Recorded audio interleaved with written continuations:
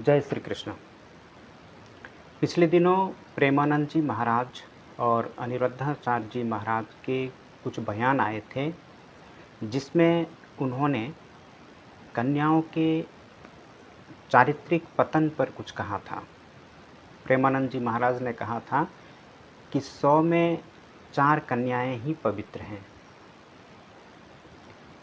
हो सकता है उन्होंने बिल्कुल एग्जैक्ट सर्वे करके तो यह निष्कर्ष नहीं निकाला होगा। हो सकता है 5 सही हो, 6 भी सही हो सकती हैं, 10 भी सही हो सकती हैं, लेकिन अधिकाधिक संख्या में कन्याओं का, स्त्रियों का चारित्रिक पतन, पुरुषों का चारित्रिक पतन हो रहा है, यह तो तय है।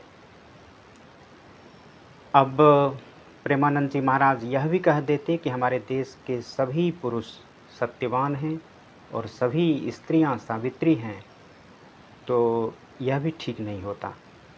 कुछ तो लोग कहते ही।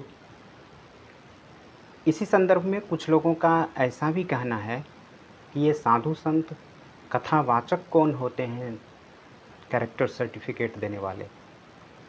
सच में कैरेक्टर सर्टिफिकेट देने का कोई बोर्ड नहीं है, कोई ब्यूरो, कोई कमीशन आयोग, कुछ भी नहीं है देश में। और चरित्र का सर्टिफिकेट कोई किसी को दे भी नहीं रहा है।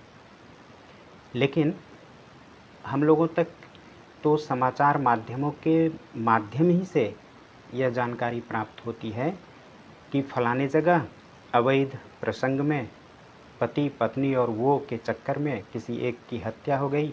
और आए दिन की घटनाओं से यह तो स्पष्ट हो रहा है कि अवैध प्रसंग की घटनाएं बढ़ी हैं और इनमें से एक की हत्या तो तय ही मानी जा रही है।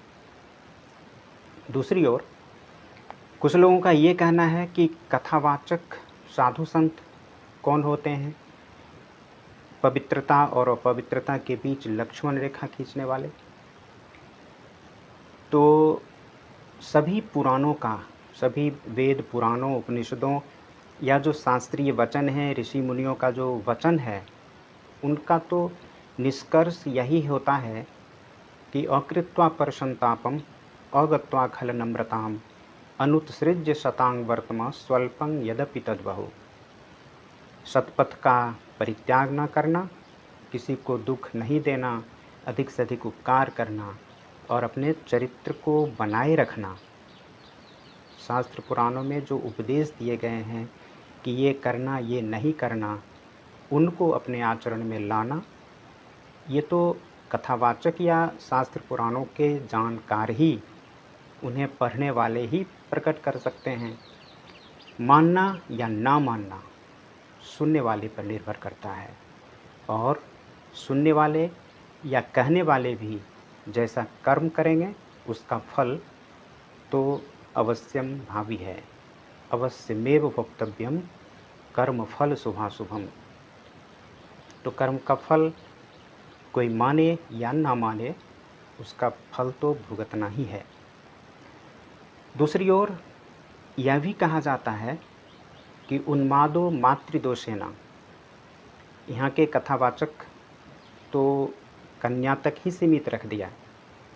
सुभाषित श्लोकों में तो यह कहा गया है कि उन्मादो मातृदोषेना।